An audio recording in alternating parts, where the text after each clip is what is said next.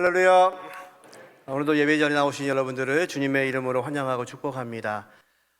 예수를 믿는 사람들을 핍박하고 죽였던 사울이 이제 변하여서 예수의 복음을 위하여서 내 생명보다 귀한 거, 생명도 아끼지 않겠다고 바울은 고백하죠. 이제 바울이 이렇게 할 수 있는 것은 바울의 능력이 아닙니다. 우리가 말씀대로 사는 것처럼 오직 성령이 우리에게 임하시면 그들이 권능을 받고, 지금 바울의 능력이 아니라 성령께서 바울을 인도하고 계시고 그의 삶을 주관하고 계십니다. 그래서 주님께서 그렇게 명령하셨던 것처럼 너희가 권능을 받으면 예루살렘과 사마리아와 또 땅끝까지 이르러 내 증인 되겠다고 말씀하신 그 말씀대로 지금 바울은 순종하고 있습니다. 그러기에 바울은요, 이 예수의 귀하신 복음만이 그의 본질이 되어서 이제 본질이 아닌 것, 그가 그토록 본질로 여겼던 그의 지식, 그의 환경, 그의 모든 배경들을 다 배설물처럼 여긴다고 그는 고백합니다. 이제 바울은 이 마지막 길을 걸어가면서도 여전히 성령께서 인도하시고 말씀하시는 것을 듣고 있습니다. 이 아침에도 저와 여러분이 이 바울이 고백하고 있는 것처럼 본질을 붙잡고 본질이 아닌 것이 우리들을 발목을 잡을 때에도 어떻게 승리할 수 있는지 이 귀한 말씀을 통하여서 이 아침에 은혜 나누는 시간이 되기를 원합니다. 지금 바울은 천부장에 의해서 안토니아 요새에 지금 구금되어 있습니다. 유대인들에게 죽음을 당할 뻔한 그를 이 천부장이 안토니아 요새에 함께하고 있는 거죠. 근데 이 천부장에게는 문제가 있습니다. 이 바울이 로마의 시민권자인 줄을 모르고 그를 신문하려고 했습니다. 이것이 나중에 문제가 될 수 있기 때문에 천부장은요, 어떤 방법을 사용해서든지 빨리 바울을 석방하기를 원하고 있습니다. 그래서 예루살렘 공회에 산헤드린 공회의 소집을 요청하고 있는 상태입니다. 그곳에 이 바울이 섰습니다. 이 산헤드린 공회는요, 대제사장이 중심으로 바리새인과 서기관들 그리고 또 그들이 함께 모여 있는 이런 공회이지요. 이들이 섰던 이 법정은 예수님이 심판을 당했던 그 법정입니다. 베드로와 요한이 심판을 당했던 그 법정에 지금 바울이 서 있습니다. 바울은 그 법정에서 뭐라고 증거하고 있는지 우리 1절부터 3절 말씀을 같이 한번 읽어보죠. 바울이 공회를 주목하여 이르되 여러분 형제들아, 오늘까지 나는 범사의 양심을 따라 하나님을 섬겼노라 하거늘 대제사장 아나니아가 바울 곁에 서 있는 사람들에게 그 입을 치라 명하니 바울이 이르되 회칠한 담이여 하나님이 너를 치시리로다. 내가 나를 율법대로 심판한다고 앉아서 율법을 어기고 나를 치라 하느냐? 아니. 바울이 산헤드린 공회를 향해서 이렇게 외칩니다. 나는 범사의 양심을 따라 하나님을 섬겼노라. 어떤 시인의 구절을 인용한다면요, 하늘을 우러러 한 점 부끄러움 없이 살았다고 고백하는 겁니다. 근데 이 고백을 들은 대제사장이 바울의 입을 치라고 말합니다. 바울의 입을 친다는 것은요, 그가 교만하다는 이야기입니다. 네가 어떻게 하나님 앞에서 범사의 모든 일에 순종했다고 말할 수가 있느냐? 여러분, 성경은요, 내가 거룩하니 너희도 거룩하라고 말씀하시죠. 이것이 하나님의 명령이십니다. 대제사장은 어떤 일을 하는 사람입니까? 이스라엘 백성과 하나님 사이에서 중보하는 사람입니다. 하나님의 귀하신 말씀과 하나님의 뜻을 이스라엘 백성에게 가르치는 사람입니다. 그리고 하나님께 드려지는 제물과 예배를 통하여서 하나님과 이스라엘 백성이 하나님을 알게 하는 직분을 가진 사람입니다. 근데 그가 뭐라고 하냐면요, 너 교만하다. 어떻게 인간이 모든 일에 하나님을 그렇게 섬길 수가 있느냐? 지금 자기 부정을 하는 겁니다. 어떻게 인간인 우리가 모든 일에 하나님을 섬길 수가 있느냐? 예수님은요, 이 종교 지도자들을 향하여서 회칠한 무덤이라고 말씀하십니다. 지금 바울은 그를 향해서 너는 회칠한 담이라고 말합니다. 회칠했다는 것이 무엇인가요? 겉으로 보기에는 거룩해 보입니다. 그런데 여전히 그 안에는요, 썩은 내가 나고 있는 인간의 본심과 인간의 생각들을 이렇게 말씀하시는 겁니다. 바리새인들은 어떻게 살았나요? 다른 백성들 앞에서 내가 거룩하다는 것을 보이기 위해서 길 한가운데서 사람들이 많은 곳에서 두 손을 들고 기도했습니다. 그래야 거룩한 것처럼 보이거든요. 또 내가 하나님을 향해서 금식하고 있다는 것을 보이기 위해서 허틀어진 모습을 보이면서 아주 불쌍한 모습으로 서 있습니다. 우리 선생님이 또 금식하시는구나. 그것이 바리새인들의 모습이었습니다. 지금 바울은요, 그들을 향해 경계하는 겁니다. 너희가 지금 무엇을 붙잡고 살고 있냐는 겁니다. 여러분, 본질은 무엇입니까? 예수 그리스도의 복음이 있는 것이 본질입니다. 예수의 귀하신 능력이 우리와 함께하는 것이 본질입니다. 그런데 세상은요, 그런 것이 아니라 내 생각과 내 신념으로 살아가는 시대에 우리는 살고 있습니다. 그래서요, 그 산헤드린 공회의가 모여 있는데 절반은 바리새인이고 절반은 사두개인들입니다. 바울이 그것을 알고요, 이렇게 말을 하네요. 6절과 7절 같이 한번 읽어보죠. 바울이 그 중에 일부는 사두개인이요 다른 일부는 바리새인 줄 알고 공회에서 외쳐 이르되 여러분 형제들아, 나는 바리새인이요 또 바리새인의 아들이라. 죽은 자의 소망 곧 부활로 말미암아 내가 신문을 받노라. 그 말을 한즉 바리새인과 사두개인 사이에 다툼이 생겨 무리가 나누어지니. 이 바리새인과 사두개인들은요, 함께 생각이 하나가 되지 않는 사람들입니다. 종교적인 신념이 전혀 달랐던 사람들입니다. 이 사두개인들은요, 부활을 믿지 않습니다.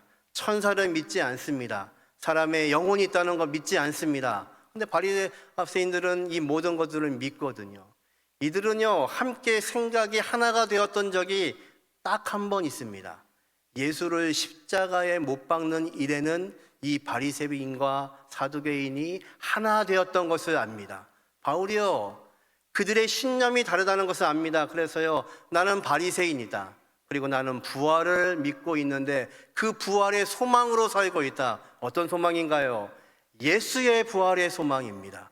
예수가 나의 능력이시고 예수가 나를 살리셨고 예수의 귀하신 부활이 내 인생에도 있다는 것, 그것을 위해서 살고 있다. 그 얘기를 하고 있는 건데요, 예수는 빼고요, 이렇게 이야기합니다. 나는 부활을 믿고 있는데 그 부활 때문에 내가 여기에 서 있다. 그랬더니요, 바리새인과 사두개인들이 강렬하게 싸우기 시작합니다. 그들이 나누어져 있습니다. 왜 그런가요? 이들은 지금 자신의 신념을 위해 살아갑니다. 여러분, 저와 여러분이 믿고 있는 신앙은 신념이 아니라 믿음인 것을 아셔야 됩니다. 저와 여러분은 신념으로 살지 않습니다. 신념은요, 나를 믿는 겁니다. 내 주장을 믿는 겁니다. 내 생각을 이야기하는 겁니다. 그래서요, 내 생각과 다르고 내 신념과 다르고 내 방법과 다른 사람은 다 적이 되는 세상, 그런 세상을 우리는 살아가고 있죠. 그런데 저와 여러분이 믿는 것은요, 신념이 아니라 믿음입니다. 가룟 유다가 예수님을 배반했습니다. 예수님을 사랑하지 않아서 그랬을까요? 아닙니다. 아마도 그 많은 제자들 중에 가룟 유다만큼 예수님을 사랑했던 사람은 없었을 겁니다. 그는 알았습니다. 지금 어렵게 살고 있는 이스라엘 민족 가운데 로마의 핍박으로부터 구원하실 수 있는 분은 예수님밖에 없다는 것을 유다는 알았습니다. 그래서요, 그 예수님과 함께하는 3년 동안 그가 믿는 것은 이분의 능력이라면, 이분의 강력한 힘이라면 이제 오랜 시간 로마로부터 지금 구속당하고 있는 이 이스라엘 백성들이 해방을 할 수 있다고 믿었던 겁니다. 그것이 그의 신념이었습니다. 그의 믿음이 아니었던 거죠. 그랬더니요, 그 신념이 깨지는 순간 그 예수를 배반하고 그를 은 30에 팔아먹게 되는 일을 유다가 저지르고 있습니다. 그럼 베드로는 어떤가요? 똑같은 사람입니다. 어린 계집종 앞에서 예수를 모른다고 부인하고 저주했던 사람이 베드로였습니다. 그런데 그 베드로의 믿음과 유다의 신념과 무엇이 차이가 있나요?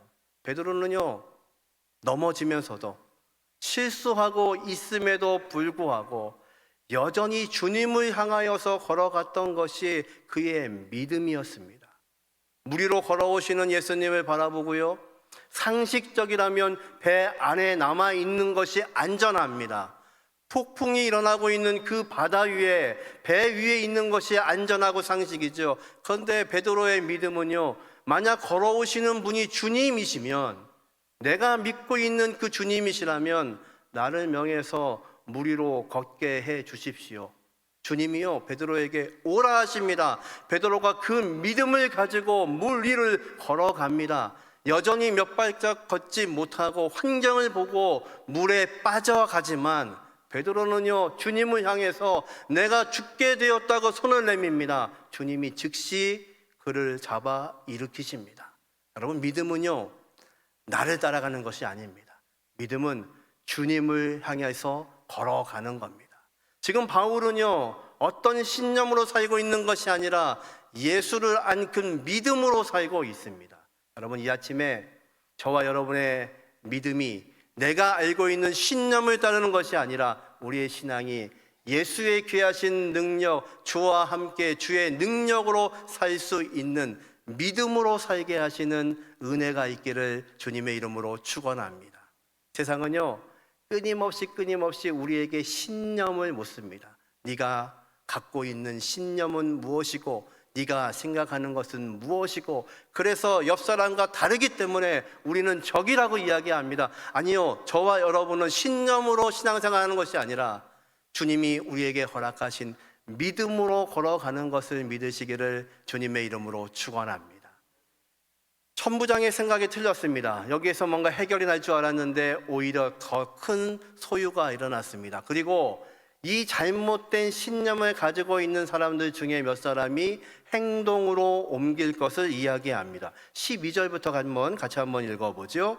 날이 새매 유대인들이 당을 지어 맹세하되 바울을 죽이기 전에는 먹지도 아니하고 마시지도 아니하겠다 하고 이같이 동맹한 자가 40여 명이더라. 지금 어떤 사람들이 뭉쳤냐면요, 바울을 죽이기 위해서는요 금식하겠답니다. 물도 먹지 않고 음식도 먹지 않고 금식하면서 이 일을 실행하겠답니다. 이런 사람들이 한 40여 명이 모였습니다. 그동안 바울은 선교하는 중에 많은 생명의 위협들을 겪었죠. 그런데 이번의 위협은요, 정확하고 또 계획이 잘 서 있고 그리고 위험한 계획입니다. 어떤 계획인지 한번 읽어보죠. 14절부터 같이 봅니다. 대제사장들과 장로들에게 가서 말하되 우리가 바울을 죽이기 전에는 아무것도 먹지 않기로 굳게 맹세하였으니 이제 너희는 그의 사실을 더 자세히 물어보려는 척하면서 공회와 함께 천부장에게 청하여 바울을 너희에게로 데리고 내려오게 하라. 우리는 그가 가까이 오기 전에 죽이기로 준비하였노라. 이들이 준비가 철저합니다. 한 번 더 천부장에게 의회에서 물어볼 것이 있으니까 바울을 데리고 오라고 요청해라. 그래서 천부장이 그를 데리고 오는 그 순간에 우리가 덮쳐서 바울을 죽이겠다는 겁니다. 그들은 하나님 앞에 맹세하고 있습니다. 이 맹세했다는 단어가요, 아나테마, 저주라는 단어가 어근입니다. 그 저주라는 단어에서 맹세가 나왔습니다. 무슨 말이냐면요, 지금 맹세한다는 것은요, 내가 저주를 받을지언정 이 행동을 반드시 하겠다는 겁니다. 금식하고 있다는 얘기는 뭐냐면요, 이 일이 며칠 걸리지 않을 거라는 겁니다. 며칠 안에 끝날 일이라는 겁니다. 그러니까요, 물도 마시지 않고 금식하면서 바울을 죽이는 이 행동에 모든 것들을 쏟아부겠다는 겁니다. 여러분, 세상은요, 잘못된 신념을 가지고 잘못된 행동을 합니다. 저와 여러분이 살고 있는 이 땅을 살면서 저와 여러분이 가져야 될 것은 무엇이냐면 변하지 않는 근본이 되는 전능하신 하나님의 귀하신 말씀이 저와 여러분을 움직여야 됩니다. 그런데 우리는요, 하나님의 말씀이 아닌 세상의 생각, 세상의 신념, 세상의 방법으로 우리는 살아가면서 어쩌면 그것을 행동으로 옮기고 있는 것이 저와 여러분의 모습인지도 모릅니다. 베데스다 연못에 38년 된 병자가 누워 있습니다. 이 연못에는요, 한 가지 전설이 있죠. 천사가 가끔 내려옵니다. 언제 오는지 모릅니다. 그런데 천사가 와서 물을 동할 때에 제일 첫 번째 들어가는 사람은 병이 낫는답니다. 그런데 이건 전설입니다. 본 적도 없습니다. 일어난 적도 없습니다. 그런데 이 병자들은요, 그것을 기다리면서 이 베데스다 연못에 모여 있습니다. 베데스다, 은혜라는 뜻입니다. 은혜의 집. 그런데 이들에게는요, 더 이상 은혜가 아닙니다. 반복되는 절망만이 있습니다. 이곳에서 오래 기다리고 있지만 한 번도 물이 동하지 않습니다. 아니, 물이 동해도 제일 먼저 들어가는 한 사람만 낫습니다. 그러니까요, 이곳에 모여있는 그 병자들은 절망의 시간, 저주의 시간들을 살아가고 있는 거죠. 어쩌면 저와 여러분이 그런 인생을 살아가는지 모릅니다. 움직여지지 않습니다. 그리고 변화되지 않는데 그것을 믿으며 살아가는 겁니다. 예수님이요, 38년 된 병자에게 물으시죠. 내가 낫고자 하느냐? 여러분, 그러면 이 병자는 뭐라고 답해야 됩니까? 예, 주님, 낫고 싶습니다. 나에게 질문하시는 이분이 누구시냐면 전능하신 하나님이십니다. 내 병을 고치실 수 있는 분이십니다. 어떤 소망이 있어서가 아니라 언제 올지 모르는 그 천사의 전설을 믿는 것이 아니라 이분이 하나님이십니다. 그런데 이 병자가 뭐라고 얘기하나요? 주님, 나를 이 물에 들어가게 하는 사람이 없어서 제가 여전히 이렇게 병자의 모습으로 살고 있습니다. 지금 변명하고 있는 겁니다.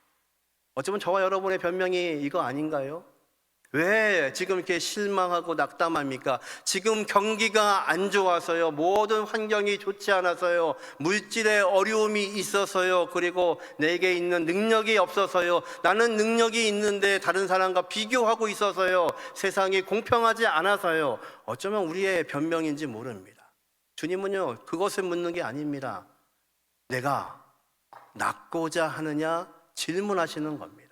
지금 주님을 향해서 서 있는 이 병자에게 주님은요, 자기의 깔아놨던 그 모든 것들을 들고 일어나라고 말씀하시고 그를 치료하십니다. 그런데 놀라운 것은요, 그날이 안식이 되었습니다.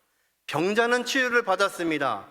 전능하신 주님을 만남으로 인하여서 그의 문제가 해결되었습니다. 그런데 그것을 보고 있는 종교 지도자들이 어떻게 안식일에 이런 일을 하냐고 예수님을 향해서 소리를 지르기 시작합니다. 여러분, 안식일을 왜 하나님이 만드셨나요? 주님이 물으시죠. 안식일의 주인이 누구이냐?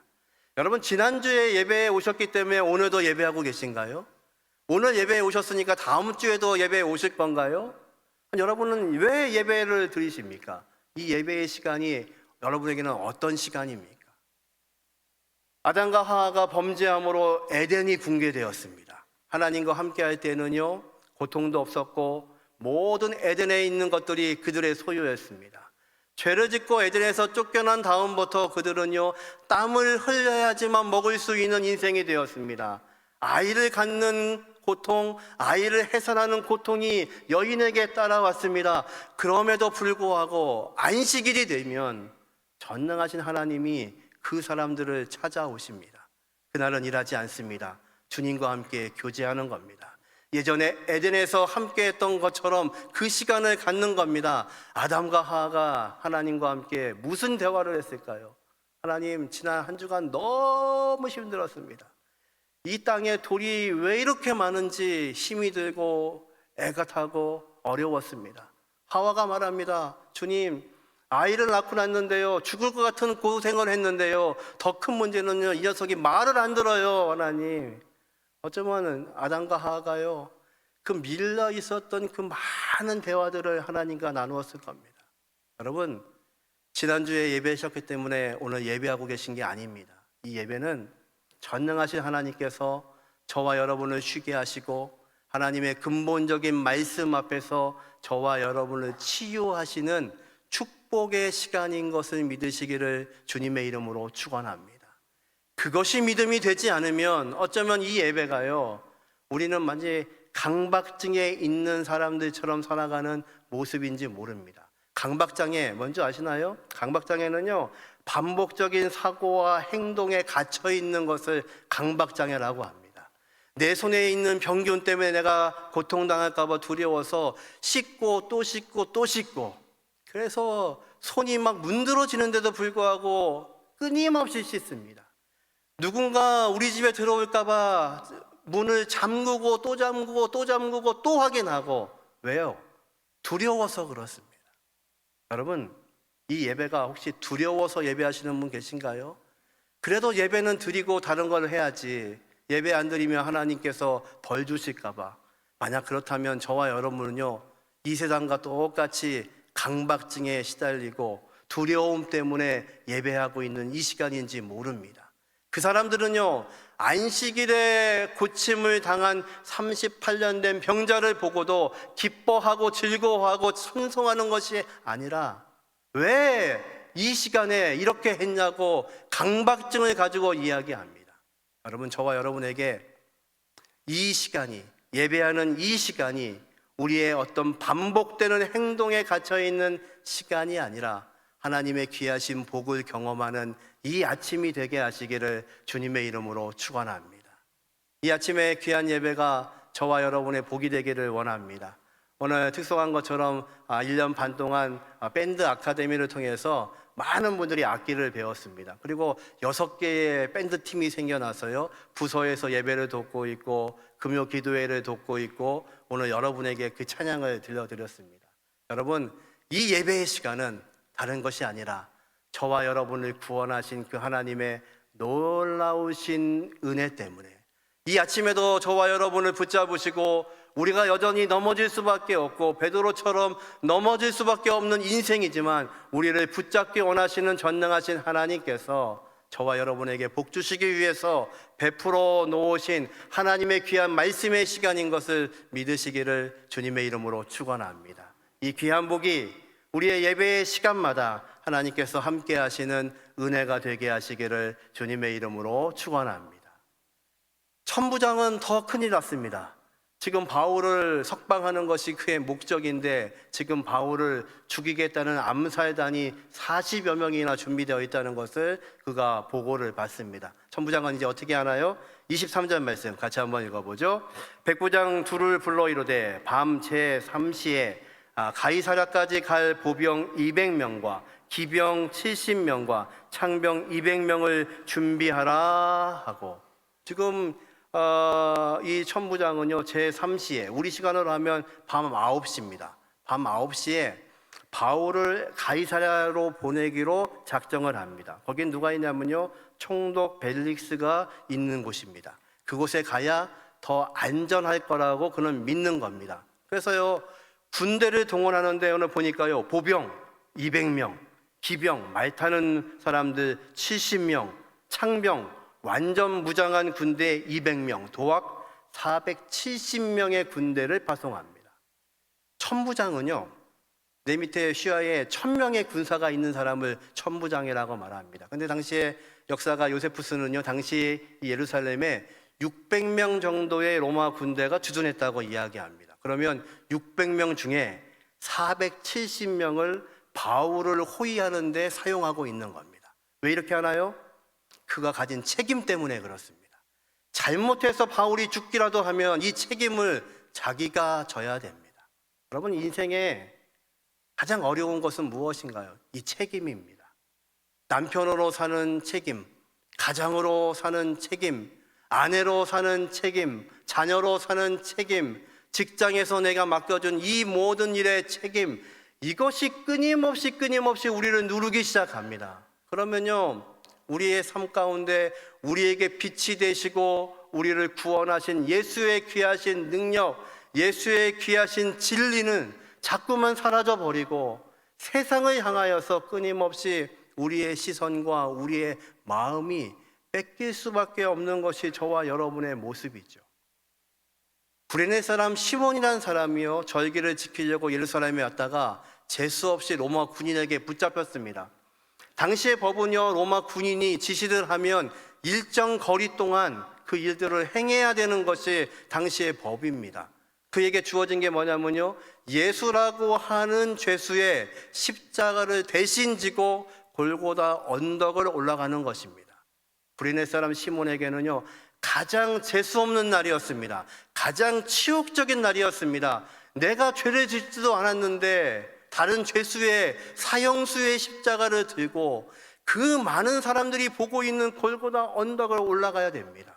그런데 이 책임을 다한 다음에 이 구레네 사람 시몬은요, 그곳에서 끝난 것이 아니라 이 예수가 누군지를 알게 되고 예수를 믿게 되는 은혜를 경험합니다. 훗날 바울이요 편지하죠. 알렉산더와 루포의 어머니에게 문안해라. 내 어머니와 같은 분이시다. 그러면서 말합니다. 이 알렉산더와 루포는 누구냐면 구레네 사람 시몬의 아들이라고 성경은 기록하지요. 놀라운 것은요, 알렉산더와 루포, 바울과 함께 1세기에 교회를 세우며 교회에 헌신했던 충성된 종들입니다. 구레네 사람 시몬이요, 로마 군인에게 잡혀서 어쩔 수 없는 책임을 다하고 있지만 그것으로 끝나지 않았습니다. 그곳에서 전능하신 예수를 만났습니다. 여러분, 저와 여러분의 삶 가운데 아무리 무거운 짐으로 인하여서, 아무리 큰 책임으로 인하여서 이 시간도 두려울지 몰라도 전능하신 하나님의 귀하신 능력, 예수의 귀하신 능력이 저와 여러분과 함께 하게 하심으로 이제 이 모든 책임과 어려움 속에서도 진리 대신 예수를 만났던 구레네 사람 시몬처럼 예수의 귀하신 능력이 저와 여러분을 인도해 가게 하시기를 주님의 이름으로 축원합니다. 예수님의 십자가형을 치렀던 백부장이요, 이런 고백을 합니다. 이 사람은 정말로 진실로 하나님의 아들이로다. 그런 지금 책무를 가지고 책임을 가지고 예수를 십자가에 못 박았지만 그의 고백은요, 그것으로 끝나지 않고 책임으로 끝나지 않고 예수가 바로 하나님의 아들이었다고 고백합니다. 놀랍게도 이 천부장은요, 이 바울과 함께 긴 시간을 보낼 수밖에 없습니다. 이제 이곳에 왔지만 사실은 바울은 이 시간으로부터 2년 동안 이곳에 구금되게 됩니다. 긴 시간을 함께 했지만 그로부터 진리가 되시는 예수님을 만나지는 못했습니다. 여러분, 저와 여러분이 이 땅을 살아가면서 본질이 아닌 비본질적인 것에 빠져서 예수가 본질이고 예수의 능력이 있음을, 예수가 진리이신 것을 잊고 사는 그런 어리석음이 없기를 주님의 이름으로 축원합니다. 모파상이 기록했던 목걸이라는 소설이 있습니다. 한 여인이요, 파티를 가는데 자신을 돋보이고 싶어 합니다. 그래서 친구에게서 다이아몬드 목걸이를 빌렸습니다. 정말 그것을 하고 갔더니요, 모든 사람들이 주목을 하고 그 파티에서 인기가 최고였습니다. 그런데 그 시간은 잠깐이고요, 돌아오는 길에 그 목걸이를 잃어버리고 맙니다. 그래서요, 자신의 모든 재산을 다 팔고 빚을 내서 똑같은 목걸이를 사서 친구에게 돌려줍니다. 그리고 그 빚을 갚기 위해서 10년을 아주 고생하며 살아갑니다. 10년이 지난 다음에 우연히 그 친구를 만납니다. 목걸이를 빌려준 그 친구예요. 그때서 말하죠. 사실은 내가 네 목걸이를 잃어버려서 내가 10년 동안 이렇게 모든 수고를 하고 내 인생은 달아 없어진 인생이었다고. 그때 그 친구가 말합니다. 진작 말하지, 그거 가짜였는데. 이것이 우리의 허망한 인생입니다. 아무것도 아닌 그 가짜를 위해서 인생을 허비하는, 아무것도 아닌 비본질적인 것들 때문에 우리가 마음을 쓰고 있는 세상, 이것이 저와 여러분의 세상입니다. 여러분, 이 세상에 여러분 마음을 뺏기지 않고 이 세상을 경계하며 본질 되시는 예수 그리스도의 귀하신 능력이 저와 여러분을 사로잡게 하시는 은혜가 있기를 주님의 이름으로 축원합니다. 새로운 한 해 하나님께서는요, 저와 여러분을 위해서 새로운 일을 시작하실 겁니다. 여러분 믿으시나요? 그 일을 전능하신 하나님이 인도해 가실 수 있도록 본질 되시는 예수의 귀하신 능력 앞에 설 수 있는 저와 여러분 되게 하시기를 주님의 이름으로 축원합니다. 말씀을 정리합니다. 본질을 놓치면 잃어버리는 것들이 있습니다. 어떤 것이 있나요? 첫 번째, 같이 한번 읽습니다. 신념에 갇혀 소망을 잃은 세상을 경계하라. 여러분, 세상은요, 우리에게 신념을 가지고 살라고 하고 그것 때문에 소망 되시는 예수 그리스도를 놓치게 합니다. 여러분, 저와 여러분의 신앙은 신념이 아니라 믿음으로 살아가는 것 믿으시기를 주님의 이름으로 축원합니다. 두 번째, 같이 읽죠. 행동에 갇혀 축복을 잃은 세상을 경계하라. 세상은요, 우리의 축복을 빼앗아 가기 위해서 행동하게 합니다. 잘못된 신념을 가지고 잘못된 행동을 하게 합니다. 여러분, 저와 여러분이 이 아침에 예배하고 있는 것은요, 반복된 강박에 의한 예배가 아니라 전능하신 하나님께서 우리에게 축복하시기 위해서 잔치를 배설하시는 시간인 것 믿으시기를 주님의 이름으로 축원합니다. 마지막 세 번째, 같이 읽죠. 책임에 갇혀 진리를 잃는 세상을 경계하라. 이 천부장은요, 지금 무거운 짐을 지고 있습니다. 그래서 여러 가지 방법을 쓰고 있지만 바울을 통해서 진리이신 예수를 만나지를 못합니다. 반면에요, 구레네 사람 시몬은 또 예수님의 십자가를 처형했던 백부장은 그 자리에서 책임뿐만이 아니라 전능하신 예수를 만나는 은혜를 경험했습니다. 이 은혜가 저와 여러분의 은혜가 되게 하시기를 주님의 이름으로 축원합니다.